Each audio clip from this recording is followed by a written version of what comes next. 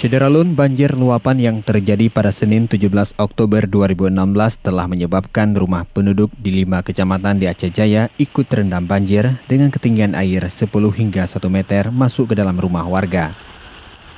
Fenomena banjir di wilayah itu terjadi berulang kali di setiap tahunnya, salah satu faktor akibat luapan Krung Tenom.